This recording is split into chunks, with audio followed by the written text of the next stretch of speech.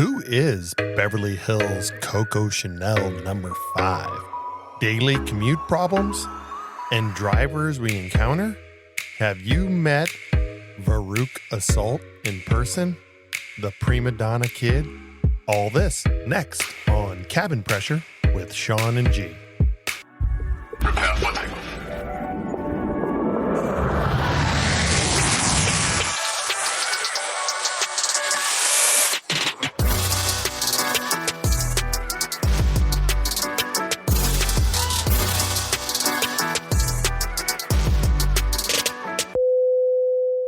Hey everyone, welcome. This is Cabin Pressure. Yeah, let's get it started in here. It's Shawnee time. Every week, man. Let's get it started in here. It's Shawnee time. Let's go, man. What's been going on? What's going on with you? What do you mean what's been going on with me? Well, You know what the hell I've been doing. I've been working. Okay, so I got all kinds of stuff to catch up on, man. First of all, I had my golf invitational, and it was like the, I had invited my buddy. It's a 3-day event. We got all this stuff, and we're like, we're like a threat. Like when we showed up to the golf tournament, people were like, "Oh shit!" No, Tiger showed up. Right? Yeah, people were like, "Oh shit, it's Smith and Raffy." One dude said, "Okay, I'm mortgaging my fucking house on you guys. I know you guys are gonna win this shit." Like it was like we came with authority, which is cool, if it makes you feel good and all that stuff. But we went through the whole 3 days, man. We didn't lose one time. But the big but, we fucking didn't make the shootout, which is where all the money is. And yeah. And then the tournament, we had like this, we had a 4-way tie. That dude ain't mortgaging shit now, is he? No. Yeah, he's. Anyways, so we get into this position where we're like thinking, okay, we're out of it. We're done, right? With 4-way tie, 29. They were like, "Oh, it's a scorecard playoff. You guys had the lowest scores of the day. You're last place for the tie." And we're like, okay, so we're sitting around an hour and a half like that. Then the pros come out and they're like, "Oh, we fucked up. Wait a minute. It's a chip off." And so now we got a chip off between 4 teams, and 2 of the teams are going to actually make it into the shootout. So we're like, "Oh, this is cool. We got some life back in us." Dude, my partner is like the chip king. Like he's a good short chipper, and he chips, and all day long he's short, and he gets to he chips up. I'm like, this is perfect. Like we're going, and there's like a backward slip to this green, and it rolls right off the green, and it doesn't count. So, and then I chip up, and mine stays on the green. But it's not quite the right angle. Because it was kind of like a bend, and you had to play this bend, and mine stayed up instead of bending, and so we lost by 2 feet. It bent your ass right out of the game. Yeah, about 2 feet we were out. That was it. But it was a good time, man. It was awesome. Only takes 2. I loved it. I never have played in a invitational at my club, and it was really, really cool. But anyways, the other thing that happened that was really fun was I'm on this flight the other day, and I had these row of 3 gals. They were 3 strangers. They met on the plane. Not one of them. You wouldn't, if you would have talked to them for a few minutes, you would have been like, "Oh, these girls don't even know each other, right?" Were they sitting next to each other? They were just all in the same, got lucky, and it was all in the same row. Yeah. One gal had a pug. She had a dog, and so she had to conversation piece. Yeah, so it was the conversation piece, and the dog was so cute. He was totally chill, and then one of them was a 1K, and then another one was a just another gal that was in row. They end up just hitting it off, and it become this little party road on the plane, which was an absolute blast. And I got to do a shout out here too. If they're I told them about the show, Pamela, Caitlin, and Mackenzie. Big shout out. We had big fun on the plane, and they just it's so much different. When you have a passengers that are just enjoying themselves, and they're like, "Oh," they started drinking all this stuff, and the girls, they started getting louder and louder, and they're like, we're having fun. We're having fun. And I told them, I was like, yeah, you can have fun, but don't get stupid. But you know something, today you don't find that too often because years ago you didn't have a choice, right? You had conversations with people. You talk to people. Right. And today, no, they put their headphones on. They mind their own business. I mean, they act like they're lepers until the last 3 minutes of the flight. And after that, and then they're best friends. I know. You ever notice that? I know. No. That was my whole thing. I was like, listen, these gals are like having blasts. I wanted to support the fun and all that stuff. And believe me, if you have a flight attendant that you're all connecting with, be friendly to the flight attendants. They'll be friendly to you, like I was with these gals. And we had a great time. But I had to bring it up because I was like, out of all the flights I did in this last week, they were my peak fun flight. You know when we travel around and we're deadheading, right? We're leaving to go to another destination. We're not a working crew member, but we actually have to sit in a seat next to passengers. Isn't it amazing? One or two things happen, right? They either don't talk to you at all, or all they do is talk to you. Yeah. Right. About 4 rows back from those girls, I had the old lady that wouldn't shut up. Right. Like they were sitting next to somebody that literally she talked to this person the entire, now whether they wanted to or not, I don't know. But I mean, every time I passed the road, she was just like, but the thing is though, is people just in general, if you ever watch them on a plane, they'll sit there the whole freaking flight, never say a damn word to each other. Yeah. And then the last 3 minutes, so are you staying in LA? And next, right? They have on a 4-hour flight. And they have this conversation, all this conversation. Yeah, it was great talking to you. 3 minutes. You could have talked to each other for 4 freaking hours, 5 hours, and you didn't do it. Oh, easily. Right? Easily. I literally was like, I really was paying attention to how the vibe on this whole flight was going, so it is crazy how people the headsets are number one. We need a sign here in our studio that says, we hate fucking headsets. But a lot of it too is close headsets proximity. Are my interest. I think I want to make a shirt that says flight attendant enemy number 1. It has a picture of headsets. We say that all the time, man. I hate the damn thing. Hate them. But I think the closeness. So when people are sitting so close to each other, because they're like, the armrest Nazis. Yeah. You know what I mean? That belongs to me. Don't touch it. Yeah. I mean, that's one of the things in the the greeting when you first get on the plane and stuff, either you get the vibe right off the bat, do I have the asshole that's the arm Nazi or whatever, or do I have this friendly person that's going to say, good morning, hello, how you guys doing? Where are you guys going? What are you doing? Just have it start up with a little bit of conversation for a little while before you click away to your movie or your music or whatever, And we do notice that a lot, but situations like that where you see 3 of them getting along, usually not till the end of the flight. Right, exactly. The other thing that happened was I had this gal, this flight attendant, and I hate hearing this stuff, and I know you can relate to all this shit, but she went through, she's still going through some nasty divorce stuff. And I know, I've never had to do that. See, the one thing about our job, really people don't understand about when we talk in the galley, one of the biggest things that we talk about is literally jump seat therapy, man. I mean, there's a therapy that we talk with other flight attendants because of what goes on in their life. And one of the number one things that we talk about is what? Divorces. Yeah, divorces. Divorces happen all the time. And this gal was she was telling me the story about she's like, yeah. And I know, first of all, just to be fair, there's always 2 sides of the story, and I'm getting only one side here. And there are crazy ass flight attendants. We have crazy ass flight attendants, right? Really? Really? Yeah. So did we not talk about the hot button? Hell yeah, we got crazy flight attendants. Yeah, we have crazy. But anyway, so this is my thing. So she went and they're arguing over this kid in custody, and the dude is being just an asshole, and all he wants to do is take her to court, and she's trying to convince him, hey, don't let's not do this. We're spending stupid money. And he's like, no, fuck you. I don't, we're doing this. I want more custody and all this stuff. And this guy doesn't want to do really anything with it. Like his behavior dictates future behavior, and he doesn't really spend too much time with the daughter anyways.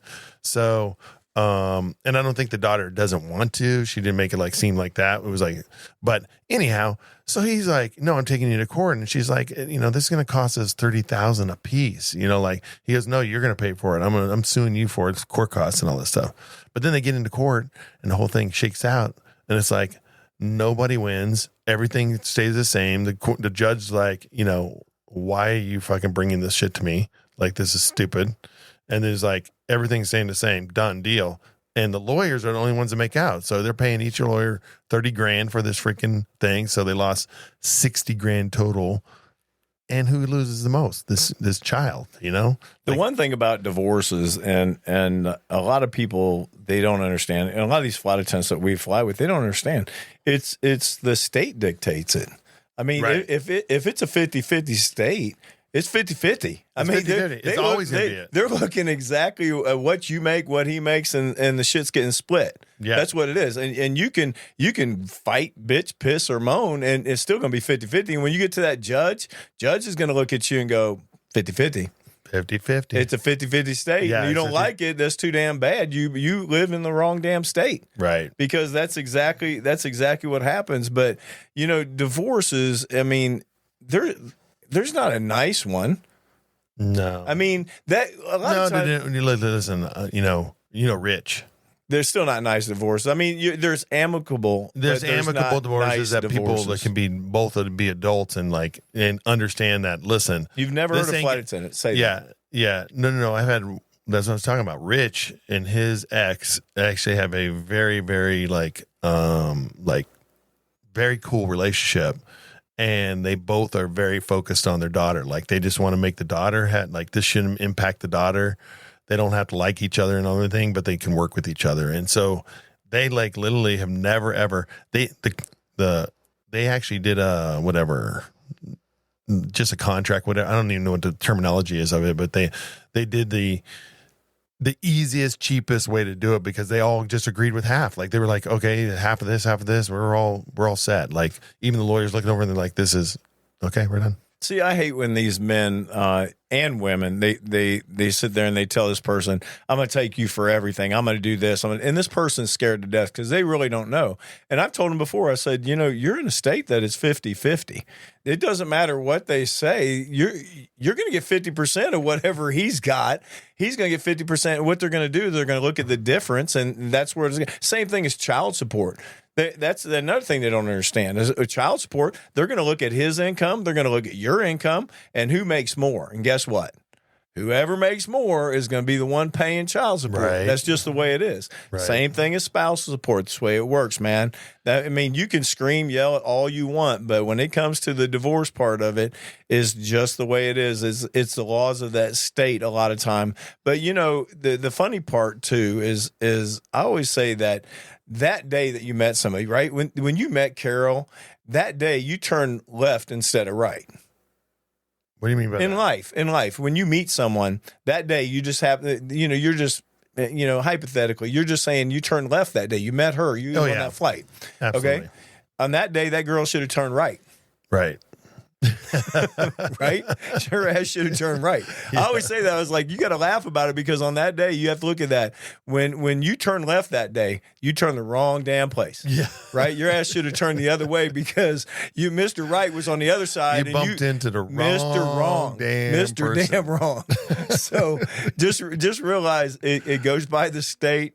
Turn right next time instead of left. Maybe Mr. Right's on that side. Right. But shitty divorce is no fun. No fun. Hey, what's been going on with you, man? This is when I travel back and forth from Los Angeles, there's always some story to tell. Dude, first of all, that it's just the craziest damn flight. I mean, it's so funny because out of Cleveland here, one way is chill and one way is crazy. I was laughing about it because you were talking about it when you came back, started flying again. You're like, I just did LA, and going out there, it was good. It was normal, right? Right. And then I had to come back. And then there's the return. And there's a return flight. It ain't so normal on the return, right? So I was coming back from Los Angeles to Cleveland, and they were boarding the aircraft, and this woman comes on board, and she has a backpack carrier. Have you seen those? Yeah. Okay, now this one's completely clear. Clear. Yeah. Clear because There's an animal in there. animal in there, right? So yeah, she gets on board, and I thought it was kind of cool. So was it one made for animals, or was it was a cat carrier. It had holes in it, but it wasn't like a plastic bag she had a cat in trying to suffocate it or nothing like that. like saran wrap on the back of it. Yeah, I got you. No, it was a clear carrier, so you could see the cat, and it was kind of cool. So yeah, she didn't have the animal in a Glad bag or something like that. Look, a couple holes drilled in it. No, she walked on board, and so I told her good morning, and she said good morning. I said, that is such a cool bag. Right. And I'm like, you can see the cat and everything. She goes, it's not just a cat. It's not just a cat. And I said, it looks like the cat. And she was like, it's not. She goes, this is Beverly Hills cat, Coco Chanel number 9. That's the cat's name. I'm still paused. Listen. I know, like I'm looking at the damn cat, right? And she goes, "Damn cat." She emphasized Beverly Hills, right? So my response said, "That's great." And I said, "She's a good-looking cat." I said, "You should bring her over to my house and play with Gemma, Cleveland Dog Pound." Yeah, right. Gemma will tear her ass up. How big was this cat? It wasn't that big, but Gemma will scrap with anybody. Hell, right. she's only like 4.5 pounds, but something, she a little Yorkie. She will go toe to toe. I was like, bring Coco Chanel over the house. Right. Those two will go at it a little bit. Coco, oh God, I'm gonna tell you. Like, listen, I like animals a lot. But I'm not a crazy animal lover. Like, I'm not like crazy. I mean, I'm a dog person. Don't even talk to me about it. I'm like people get crazy about their shit, and right. it gets to the point, like, there's people like I'm not naming any names here or anything like that, but there's people I know that literally their animals are their life. Like, they can't, even when they get into a room with humans, they can't talk about anything other than their animal. Well, this woman, I'm sitting there thinking, okay, when you call this cat, when I yell Gemma, I'm like, Gemma, get over here, right? Yeah. When she calls this, she's got to go, Beverly Hills cat, Coco Chanel number 9, get over here. What the right. Are you kidding me? What the are you? Come on, man, dude, give it a damn name. Right. It'll be Coco, be good short name. Coco, come here. Like the cat's gonna actually behave, but it wasn't. It was Beverly Hills cat. Right. Coco Chanel number 9. Oh shit.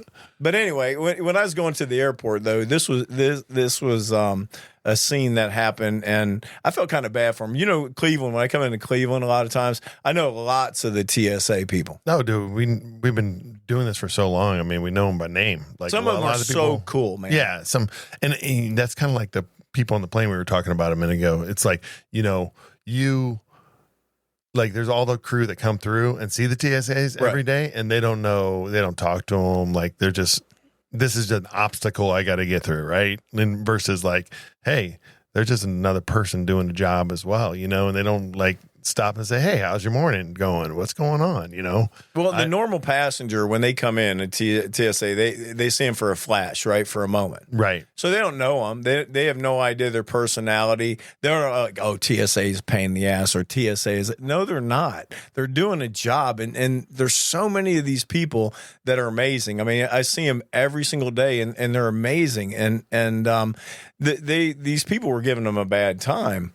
And as they're sitting there, and I was sitting there thinking, you guys have no idea, because they wear them dumb shirts like TSA, violated me, like they're groping them or something. Yeah, that's stupid. Could you imagine having to stick your hands up in somebody's nasty junk 5,000 times in a day? No way, dude. Right? First of all, there's nobody wants to do that. Nobody wants to do that. That job, I'm not doing that job, period. Because, I mean, part of that job is, you're patting down people's, and Dude, sometimes like I guess you know how like they're open hand and they're patting down and they're moving all this stuff and they slide up on your junk and get you tight in there and I'm like, dude, like really? Touching on the back. Yeah, and then, yeah. And then people Gloves running are in not there, gloves. sweaty. Yeah. They're nasty. They literally have like I don't dealing with they have to deal with our level of people. They get them before us, right? But they're touching those motherfuckers. Yeah. Right. Well, here's Sometimes even better. when they don't want to touch them. Okay, here's even better. So they come through. We have different areas that you go through TSA. You have TSA pre-check. Right. You have clear. Right. And then you have the regular TSA. Right. It says it right on top. There's a person up there saying clear, pre-check. Right. If you're not clear pre-check, you can't be in this line. Right. Got to go to the general public line. Right. That's the big one that goes all the way through the airport. Right. Okay, so this is the shorter one. So you get in that shorter line, and the first thing you do when you get up there, they're all pissed off because they're in the wrong line. Yeah. But you didn't pay attention. So you start yelling at the TSA people. And like I said, they take so much shit right from the get-go, man. And from the time that you walk up, you don't have your ID, you don't have this, you put the wrong things inside your bag. Like that sign says behind you can't fix stupid. No, you can't. And these people, like I said, they don't even humanize these people. And like a lot of them are really, really cool. I see them every day, really nice people. But, they are the first line of defense against the people. We got a lot of bad people in this world. Lots of bad people. Lots. Right? And they're the first line of defense. Bad and stupid. Yeah, but they're the first line of defense.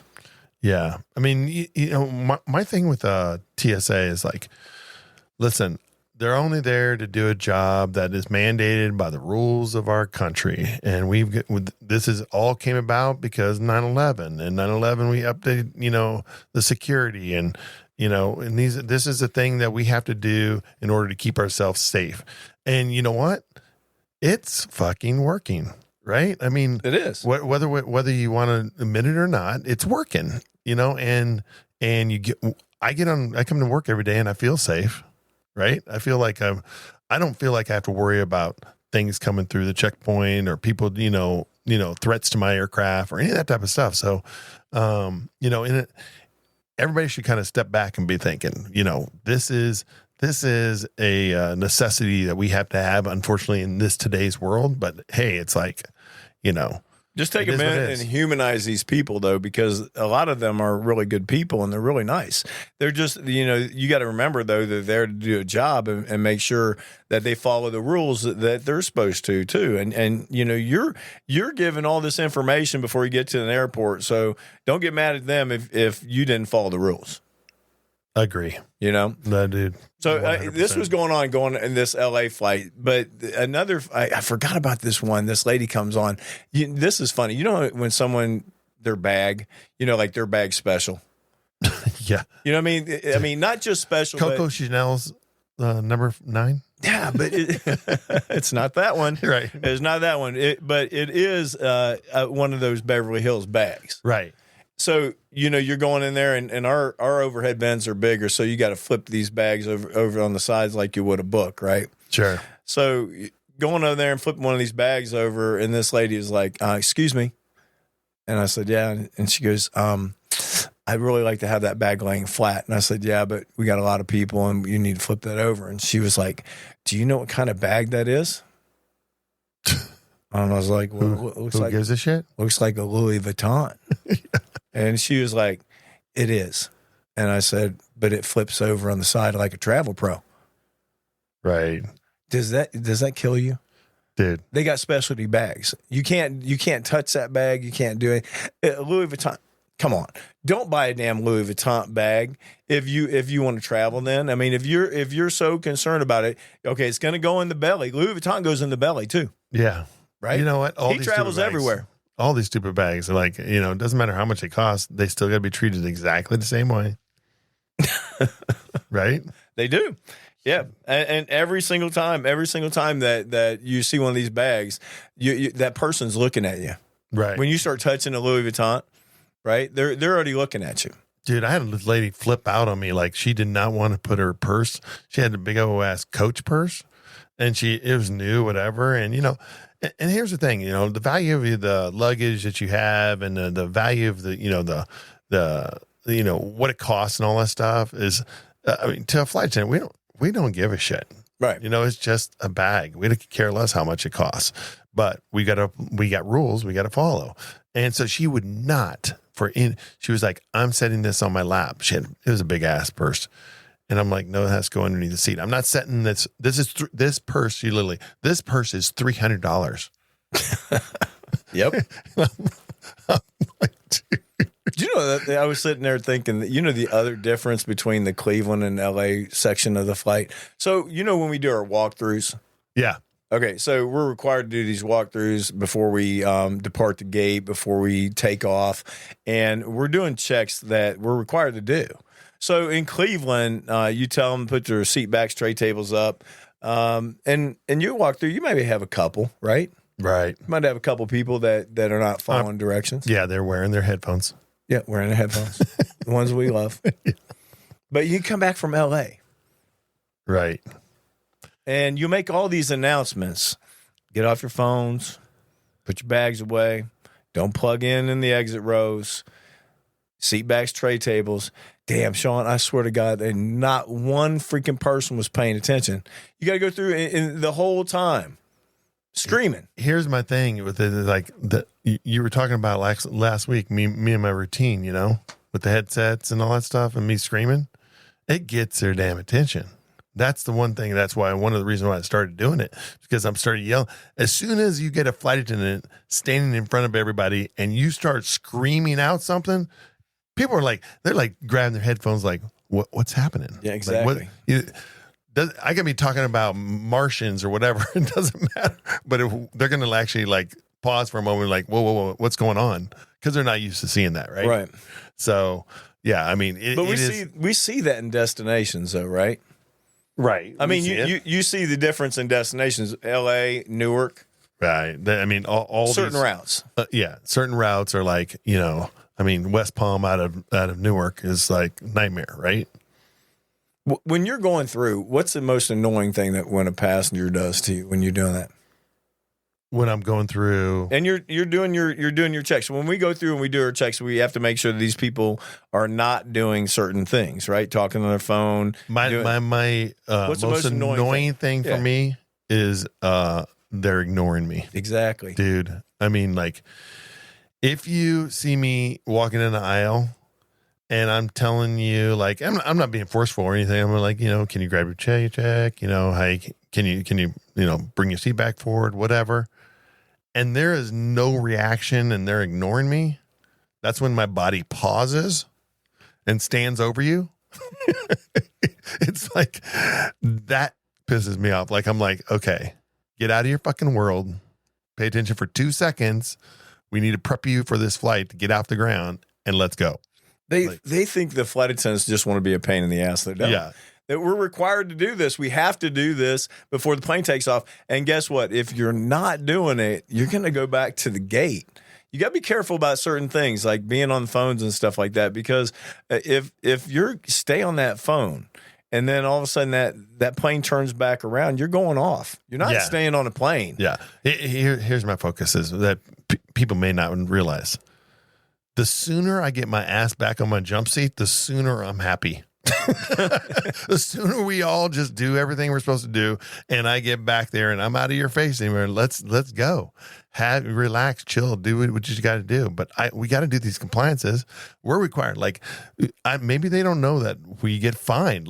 If there was an FAA person inspecting us and we don't do this, we can get personal fines. It's not just a company getting fined; it's we are getting personal fined. We don't make enough money to be getting fined. Right? They'll turn a nice flight attendant not so nice. You copied that, right? Yeah, because they're ignoring our ass. Don't be annoying. People just don't. They don't like being told what. But let's talking about annoying, man. Prima Donna children. I was going back and forth, you're talking about, Cleveland, LA, and all that stuff. And it doesn't really matter the market. It doesn't matter if it's Cleveland. It doesn't matter where. Coming out of Florida, Texas. I can't. You name the place.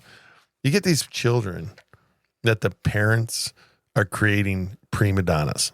Like, it annoys the shit out of me. I mean, they're teaching this future generation how to behave. And it's like, hey, can you get them to buckle their seatbelt, right? And Johnny, And they're standing on the seat. yeah, and Johnny, do you want to buckle your seatbelt? I'll sit your ass down.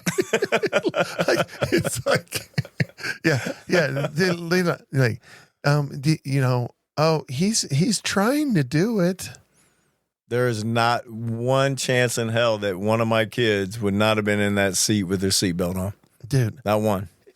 So what brought this thing? I had this gal, and it was his mother and daughter that was in first class, and they were like the daughter was a teenager, okay, and I'm guesstimating somewhere like the 13-year age, okay, and mom was very cool, chill, right, but this teenager, she was the neediest little bitch you've ever seen in your life. You know what she was like? I kept on telling her, like, literally, I nicknamed her on a flight. I was like, Veruca Salt. Veruca Salt in 4A. She needs something. Like, me and the flight attendant, we were going back and forth. We were having fun with her. I'm like, yeah, Veruca Salt. Here she comes again. Like, I mean, you would ask her, like, hey, would you like something to drink? And she was like, do you have any Fresca? And you're like, no. Can I get you like a Sprite or something? No. Well, do you have like maybe a smoothie? And you're like, I'm looking at the mom. Like, I'm like, is this like, can you please get your child under control? I mean, there's a fucking menu in front of you and we got normal stuff, Coke, Sprite, whatever, some juices. Okay. Then you say, oh, okay. You know what? I'll take an orange juice. And then I'm like, okay, great. And I'm start talking to mom. She says, oh, wait. I want an orange juice and I'd like a water. And can you get me a sparkling water as well with that?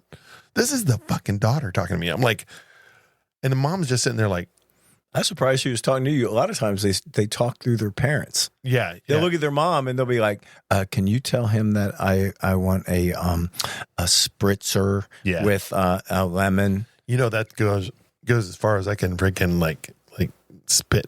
I'm standing right here. I'm just letting you know. Yeah. I can hear you. Even though you're talking through mom, I can still hear you. I get it sometimes when they're like the young kids, that's doing that. No, like, I can't get it either because I was just going to tell you. Now, wait a minute. I was just going to tell you. Just on a flight, we went through, we was doing a service. And this kid, all of a sudden, you heard this screaming. Right. Screaming. And this kid was... he was screaming because he was like, I'm hungry. They only gave me one snack. And I'm like, are you kidding me? Yeah, I had 4 hours of that last flight. Screaming, crying. Right. Because this kid was still hungry because they didn't have any other snacks. And Dude. It's not just up front, man. They're all over the place, right? I'm not trying to say just up front. I'm just like the whole point about it is that you get these parents that are allowing this behavior. And I mean, actually this mother that was with this daughter, Veruca Salt, she was like literally midway through the flight. She was like, I don't know what her name was, but she was like, stop it. Like she literally started studying because she was getting embarrassed herself because she was a needy little girl, dude. I was like, oh my gosh, Daddy, I want it. Dude, Charlie and Chocolate Factory is my jam. I love that movie. It's so funny. But I mean, Veruca Salt is like there are really kids in the world like this kids in Charlie and Chocolate Factory. They had a video. They showed the kids and the parents traveling back in the 80s. And it was so, I mean, it's eye-opening because I remember when I started flying and they all dressed up and the kids came, they got like little clothes on. They all sat down. They always had coloring books, things to do, right? Parents always had something for them to do. Right. These kids today, not the same. Well, they do. Some of those kids come on, they're like, they have They have the iPads, they got computers, they got, freaking Game Boy, or not Game Boys anymore. They got the freaking, what is it? The Nintendo Switch. Yeah. They got those things going on. Like they'll have like so much technology in their little backpack. Like they have thousands and thousands. They'll pull out their $500 Apple iPad, iPads and headphones. And, dude, it's unbelievable how much money some of these little kids are carrying around with them. Even though we talk about these kids, but there's a lot of parents though that they do hold their kids to it, and they make their kids say please and thank you, and that's let me tell you, that goes a long way in our job. Hell yeah, it does. I mean, when you see the kids and they have the manners, it goes a long way in our job, and you do see that too, because there's a lot of parents that they expect a lot from their kids still. I would say it's like a 50-50. I feel like half of the parents we're going to get, that are just like the kids are well behaved. They say please and thank you. We don't need sir and ma'am, but we definitely need please and thank you. But we need like a 90-10. I would love to have a 90-10, like please and thank you on that side. Because a 90-10, that'd have been, we'd have probably had a 98-2 when we were little, because our parents would have whooped our ass if we didn't talk to somebody politely, hold a door, did something. I'm serious, man. I mean, you got the beat down. Right, man. You start screaming about, could you imagine screaming that you didn't get another snack in front of your parents? God. I couldn't even imagine. What was the number one phrase that you heard when you started doing that? Wait. Right? You start crying? Yeah, right. What's the number one phrase? What are you talking about? I'm going to give you something to cry about. Oh, yeah.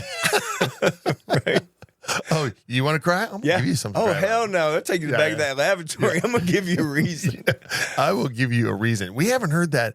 We need more of that in the world again. Like that has to be brought back. Like, please give your children a reason to cry. Somebody be calling the police on them. You got to be kidding me. Man, we talked about that. They would call the police on them. But you're right, man. They need to bring a little bit more of that back. Farouk was just... I was just taken back by her for a little while, and I just like, I got to talk about this. I hadn't had Farouk on the plane for a while. I mean, we had some ill-behaved kids, but that one entitled kid in first class, I mean, she was like, literally, she should have had Coco Chanel number 9 kitty with her too. That cat kills me. I told you, man, I would have loved to see Gemma. Gemma looked at that same thing. I'm gonna tear your ass up. Right. Coco Chanel. Oh my gosh. But the other day when I was driving in, and I always leave early. Yeah. Cause me and Carol, I drove Carolyn the other day. Sean's wife, actually, me and her were flying together, so we were driving. We commute in together. Yeah, she's nice. Yeah, my wife, I like her. No, she's nice. No, I like her. Did you hear me say that she's nice? Because the last few days, know what? Everybody in the base likes her. The last few days, I've been telling Shawn a lot of this. This has been the phrase been going back and forth. I like Carol a lot more than you. I think that's in the text, our text chat lots. Did I tell you that Shawn was an ass with me? No, but anyway, I like Carol more than Shawn. I'm a little bit more frank than Carol. I'm a realist. You're an ass. But I was driving in, and I always leave early because the first 4 miles of my drive, and a lot of you guys can relate to this, the commute in to work, right? First of all, at the times that we're moving, like early in the morning, because I'm an early flyer. I love early. And we're way out in the country, so I mean, like there's still wildlife and all that shit we got to deal with, like. There's a lot of that stuff. Shit, man. I hit a deer 2 times in a year. You get the PTSD after that. Yeah. You really do. I mean, because you start believing you're like attracting deer. Yeah, because you feel like, hey, you know what? I can react to this whole thing. Like I feel, okay, I see a deer. I can slow down. I can move out of the way, like the whole thing. But you just don't understand. Like these things will dart out of the corner of your eye. You don't even know they're coming, and boom. Shit. When I hit these things, man, the first one had no clue, came right out of the field in full stride. Right before I even blinked, the thing was in front of the car. Yeah. And it was up over the top of the car. It was horrible. And then the other one was the interstate. I'm coming down the interstate. This whole freaking herd goes across the interstate. And I'm slamming on the brakes and thinking, okay, I missed them. I missed all of them. Nope. There's the Henry all the way trailing. And he takes out the whole left side of my Envoy.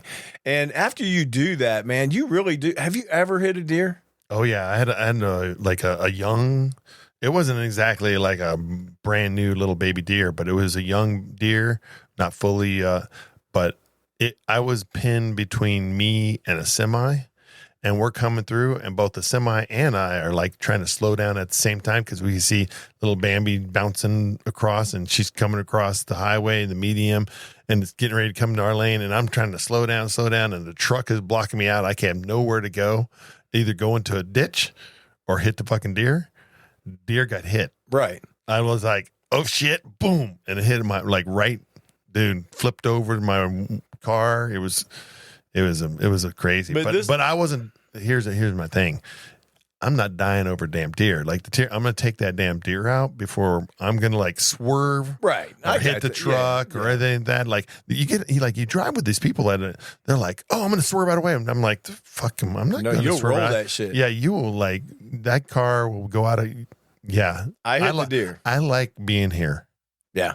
No, I mean, right? I get it, man. I mean, trust me, when I hit those, I had to drag that one off the interstate because I didn't want somebody else to hit it. Right. Because it was back on the interstate. So I got out and pulled it out. Wish more people would think that way. Like would actually think, hey, you know what? I need to take this off the highway because I couldn't stop immediately. I hit the deer and I just had to keep rolling. The secondary accidents are actually the worst than the primary because when you first hit the deer, I mean, you're going to wreck your car. Yeah. I had no spot, like this road I was on had no median to like slow my car in and pull it over type of thing. But I just had this giant semi right next to me and then me. And so then what I did is I end up speeding up, getting off on the next exit and like look at my car and I get out of my car and there's all kinds of shit hanging off of it and bended and, you know. It's horrible. Yeah. I didn't like my Land Rover looking like that. No. No, I didn't like my Envoy either. And the funny thing about it, I took it on the right side the first time, and I took it back in, garage, fixed all the damn thing, and I had 2 months later, you kidding me? I took out the whole left side. Wow. It was, but anyway, it was the commute in that I was talking about, and I'm like, the first 4 miles, I always drive slow because I don't like hitting anything, and out pops coyotes, man. You get raccoons, you get possums, baby You see a raccoon, you're gonna see like 2 or 3 more little baby ones running right after, not even paying attention. You're talking about this. This happened to me over that tournament last week. I was going down through the neighborhood. This is daytime. And I'm like flying with my golf cart. My golf cart goes like 20 miles per hour or something like that. And I'm flying down there and like out of this, like the side of my eye, like me and my buddy here comes this rabbit and the rabbit darts out and literally, I think it bounced off the wheel and shot back into the bushes. And I was like, what the hell was that? I mean, it happened so quick. I was like, whoa, but that's just like the commute in, like when you're commuting in, you're these animals come out of anywhere, man. I've hit a possum, I've hit a raccoon, I've hit a deer. Now we've talked about the animals that come out of nowhere, right? And they don't have a choice because that's where they live. Now let's talk about the animals on the roadway with us. Because you guys can relate to this. Yeah. All right. There's all kinds of animals on the roadway. What do you feel about drivers? Yeah. What do you feel about the tailgater? Dude, I hate tailgaters. Although my wife always says I'm tailgating, and listen. First of all, there's time. I feel like there's times when I got to get over, whatever, and I normally don't wait till the last minute to get over or anything like that. But I got to get over, and I only have a tight window to get into or whatever. But I got to get over. Like I'm not going to run by this exit, dude. If we miss the Medina exit coming home from work. Well, the next exit is what, 5 miles up the road, right? Yeah, it's like horrible. I'm not missing that exit. No, right? I get it. So I like coming in there, wife will be like, she'll grab the armrest and like, whoa, exactly. Whoa, shit, what's happening? But normally I'm not the tailgater. Like I keep a car and a half, 2 cars in front of me, like space, and try to do that thing. But I can't stand it when we're commuting in and that guy, you see the guy like riding the dude's bumper, and you're They'll do it in a 20-mile-an-hour zone. They'll do it going 70. I'm like, why? Yeah. Unbelievable. Yeah, and then here's the best part too. When you're coming home and you're coming off the exit, and then you're trying to merge. Yeah. Okay, and the traffic is all backed up. Sure. Everybody's been through this, right? Okay, listen, let him in. Right. I understand you don't want the guy that is cheating and going down the side of the road, and then he wants to cut over and avoid all that contact. But that's not you. You're just coming off the first exit, trying to get onto the interstate, and you're acting like, oh shit, I ain't gonna let him in. And then you get in there, and this person is now riding your bumper. Yeah, right. We have an area right up here, up this road here, and I know you drive it every now and then. But coming home from myself, they created a double turn lane into what eventually is going to become a single turn lane. But it goes back into the neighborhood, on River Styx there, but down by Bueller's, you know what I'm talking about? Yeah. So there's the one lane where it's the correct lane to turn in, and you're going to be in a line of cars, and everybody kind of lines up. And then there's the lane that they just created a new one, which was really created because there's businesses on both sides, and you're going to be able to like turn off of that. So if you get in the left-hand lane, you can be able to turn left and go. But they've turned the left-hand lane into I'm going to pass everybody lane. I'm going to turn quick. I'm going to jump in front of all these other Joes because I'm that guy or gal, right? That drives me crazy. Especially when I'm just like, just turn, and I got to, we're all lined up. We're all taking our turn. No, you're going to jump the line. All right. How about the guy in the left-hand lane that's going so slow that he's acting like it's a scenic route? I'm gonna tell you right now, but dude, that stuff is so dangerous to me. Like, I mean, have you been like going down and boom, and then you hit that guy? Like that guy's like, not that you hit him, like you almost hit him because they're going so slow. Yeah, and you're like, are they not understand what the speed limit's 70 miles per hour and you're doing 50? And the 3 lanes to the right are empty, and they're empty, and like, what are you doing over here? Yeah, like Mr. Magoo, get over. Like you stop. Stop with the insanity because you're going to cause a wreck. How about when you look in your rearview mirror and you see the dude acting like he's in the Fast and Furious? Right? You see him, right? You see him. And he's like, oh shit, man, he's closing.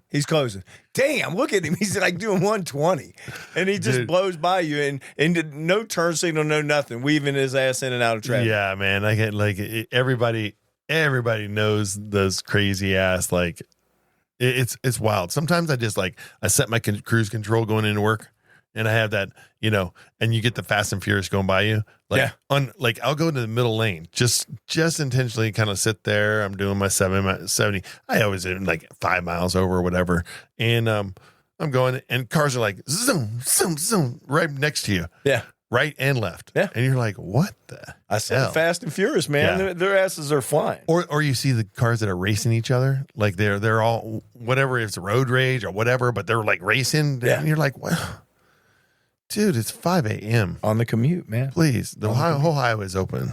And the one I love is the texter swerving all over the damn road. No eyes on the road. No. Going all over. Now, you want to see Carol's face. You should have seen her when the guy was taking a video of himself driving next to us, and literally he wasn't even paying attention to the road.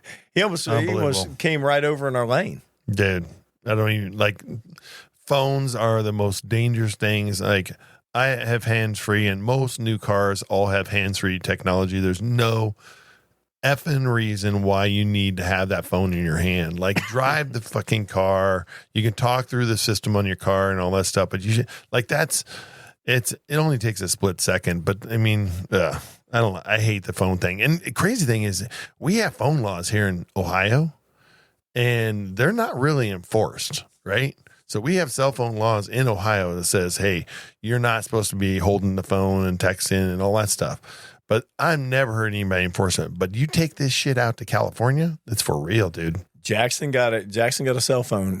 He got a cell phone. Yeah, fine. other states. He got a cell phone fine here in Ohio. Oh, in Ohio. He did. Yeah, he did. Right off of 18. That's what I was telling you. He did, but it was actually not justified because he showed him that he wasn't even on his phone. He showed him there was no. He even took it to court and showed him that he wasn't even on his phone. There was no messaging, no anything. But he had it in his hand. He had it in his hand.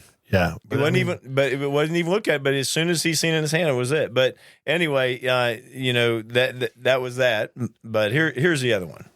The no signal ninja, man. These are the dudes that don't even. I mean, they come out of nowhere, right? And no signal, no nothing. Just white.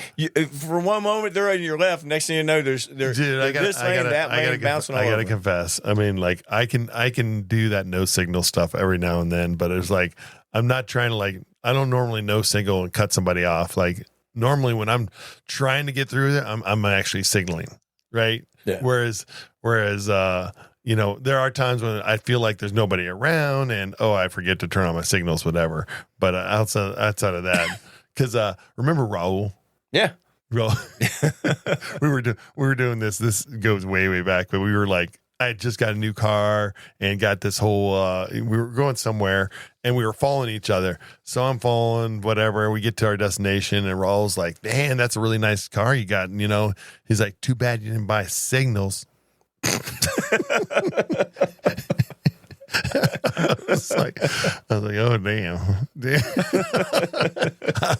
maybe you just realized you that guy. Yeah, I'm that guy. You're the no signal ninja. Yeah, I'm gonna get you one of those little hats, right? Get a ninja hat, right? How about this one? The honker. These are the ones that kill me. You're sitting at a light. The light just turned green. Honk. Yeah. What? Come on. Who is that Come for? on. It's a conversation piece. Come on, right? Dude. Just I'm like 2 seconds. You take this stuff to like, there's certain parts of the country too, like because we get to see it as we travel around all this stuff. Like New York honking everywhere, right? Oh, that's what they do. Like that's how they say that's hello. just normal. Honk honk. Yeah, like honk, literally, it's always like you're going down so many honks. It's ridiculous. I mean, it should be outlawed there in the city, but honking is everything. But here, going into Ohio, the tunnels. Yeah. People honking just to be honking, all that type of stuff. Like you get to a point where you're numb to it all because there's no fact. But here in Ohio, when you get a honker, I mean, it's rare. It's kind of rare to get that. Like I don't know the last time I've been honked at. And the only time I've ever been honked at is me like not paying attention. I'm like at a light and I've been sitting there and somebody's like, come on, wake up. Yeah. Let's go. Yeah. I've done that before whenever they're just still sitting there and everybody else left. Yeah. Yeah. All right. They're the other cars through and all that stuff. How about the nervous Nelly? Oh, dude. Every couple seconds, brake lights. Yeah. Brake lights. I got to get away from them. They're as bad as the slow person in the left lane. Yeah. I don't like. I have a buddy of mine that he's a nervous Nelly driver, and like he's always like 5 miles under the speed limit. Drives me nuts, dude. I can't ride with him.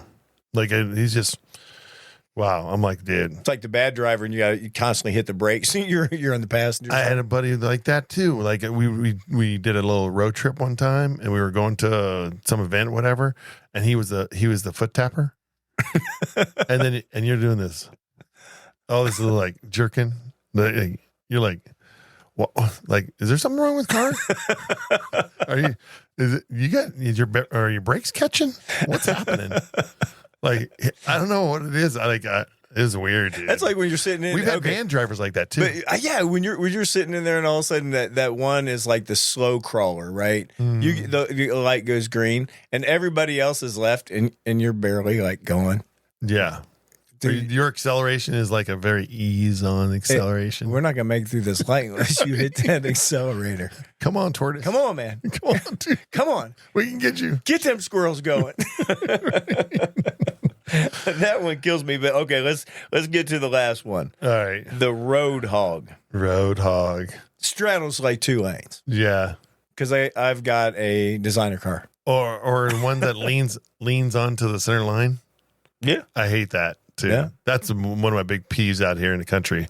people right on the curves and people are always like leaning on or not. Dude, I had one. I thought I was going to do a head-on collision the other day. He was like over the line, and I'm like, "Hello." I'm like, I had enough time to flash my lights. I had enough time to like literally like, you know, like we knew what was happening, and the guy's over on like his left tire was all the way over the line.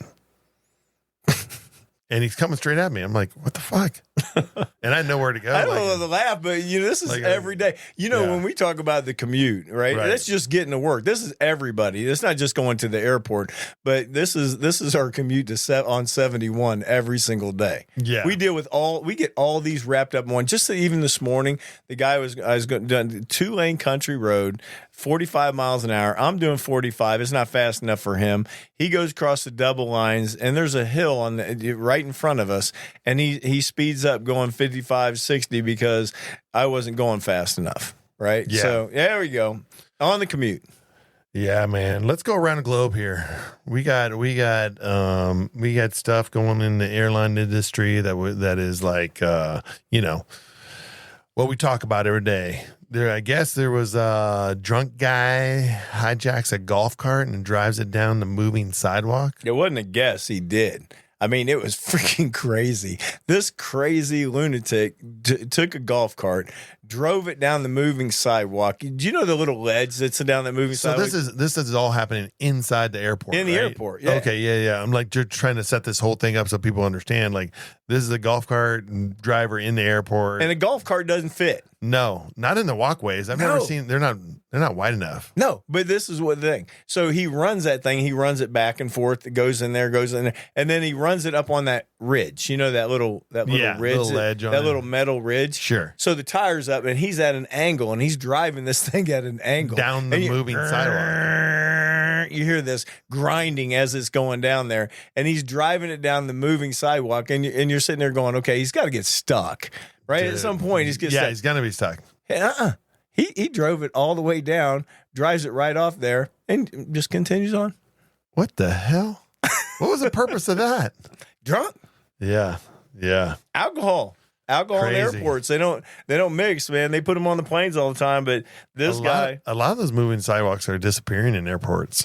Mm-hmm. Well, they're turning them into bars. Yeah, they're turning them into like the center of the airport. They're taking that space and then turning them into restaurants. Yeah, they're bar restaurants now. So they're feeding them more alcohol. That's wild. So they'll drive another cart. Yeah, that's totally happened in Houston. Like everywhere in Houston, all those walkways are pretty much gone. They got to make money, more money. Right. Airports, more money. All right, I love this one, though. So this woman storms a cockpit, and this military grandma, so she was in the military before, this grandma takes her down. Really? Yeah. That's cool. So military grandma. That's cool. I like that one, right? Military grandma ninja. Right. I hope some people like stepped in and tried to help her and all that stuff. I would just like to see it. I think just old lady. Step back, let grandma whip her ass. Right. You brought a gun? Hell no. I brought my grandma. Yeah, Sonny, step out of the way. I'm about ready to whoop that girl's ass. Yeah, I'm putting some king karate on you. I got 20 on grandma. That was good. I like that. That's awesome, man. All right, man. Let's go to the quote. All right. Quote. We can't always choose the music that life plays for us, but we can choose how we dance. Let's get it started in here. Let's get it started in here. It's all shiny in here. Oh, God, we got to go on that note. You're killing me, man. Hey, guys, we had a great time. Hey, watch the commute. Yeah, man. Before a couple things, man, before we go. One, check out our merch store, man. Cabin Pressure Merch.shopify.com. That is where our new merch is. We're trying to get that out here, help support the show. It's a cool thing. And guess what, G? We already sold our first piece of merch.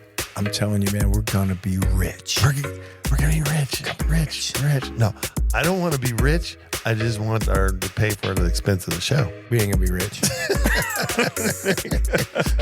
You ain't pulling it. We ain't gonna be rich. We're spending a lot of money. That was fun. Right. All right, guys. Hey, listen, we had a great time. You guys have a great week, and we will see you next week on Cabin Pressure. Later. See ya. Thanks for flying with us today on Cabin Pressure with Shawn and G. If you laughed, learned, or just enjoyed hanging out, don't keep it to yourself. Tell a friend. Share the love and help us grow this crazy ride. Want to support the show and help us reach our goal of launching video by the end of the year? Check out our official merch at cabinpressuremerch.shopify.com. From tees to travel goodies, every purchase helps the cabin pressurize and banter flowing. Until next time, keep your seatbelt fastened, your tray tables up, and your sense of humor on standby. Bye.